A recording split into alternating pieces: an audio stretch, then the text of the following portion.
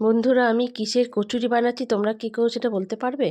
দেখো, এটা একটা কচুরি হচ্ছে, সেটা তো তোমরা বুঝতেই পেরেছো, কিন্তু কচুরিটা কিসের তোমরা কি বলতে পারবে? দেখো, আমি তোমাদের সাথে শেয়ার করছি। এটা আমি বানিয়েছি ছাতুর কচুরি।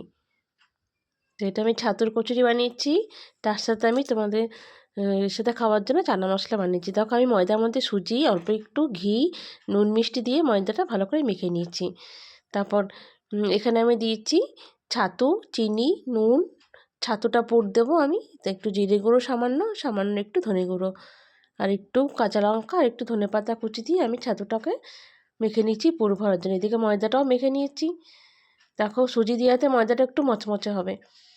তারপর আমি এখানে পুর ভরে আমি পুর কচুরিগুলো বেলে নিয়েছি, দিয়ে আমি টোবা টোবা করে কচুরিগুলো ভেজে নিয়েছি।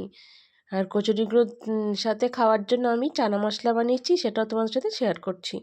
চলো, চানা মশলাটা কী করে বানিয়েছি সেটাও দেখিয়ে দিচ্ছি। প্রথমে চানাটাকে আমি সিদ্ধ করে নিয়েছি, তারপর কড়াইতে জিরে ফোড়ন দিয়ে একটু কিছুটা রসুন থেতো করে দিয়ে দিয়েছি। রসুনটা লাল হয়ে যাওয়ার পর পেঁয়াজ কুচি করে দিয়েছি। পেঁয়াজটা ভালো মতো লাল লাল হয়ে গেলে এখানে আমি টমেটো, আদা, লঙ্কা পিষে নিয়েছিলাম, সেটা আমি এখানে দিয়ে দিয়েছি। পেঁয়াজটা ভাজা ভাজা হবে, তারপর আমি এই বাটাটা এখানে আমি দিয়ে দিয়েছি। এখানে আমি একটা বড় টমেটো, আদা আর লঙ্কা দিয়ে পিষে নিচ্ছি। দিয়ে এখানে আমি একটু নুন হলুদ দেবো, দিয়ে একটু ভালো মতো মশলাটা কষিয়ে নেব। তারপর এখানে আমি দেবো একটু জিরের গুঁড়ো, একটু ধনের গুঁড়ো, আর দিয়ে ভালো মতো একটু কষিয়ে নেব। মশলাটার মধ্যে পেঁয়াজটা ভালো মতো কষিয়ে নেব। কষিয়ে এখানে আমি একটু চিনি দেবো ভালো মতো, যতক্ষণ না তেল ছাড়ছে মশলাটা কষিয়ে নিতে হবে। তারপর আমি এখানে দুটো আলু ছোটো ছোটো করে কেটে রেখেছি।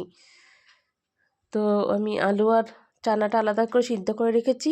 এখানে আমি একটু চিনি দেবো, চিনি দিয়ে ভালো মতো একটু কষিয়ে আমি ওই ছোলা, আলু এগুলো সব দিয়ে দেবো, দিয়ে ভালো মতো কষিয়ে নেব।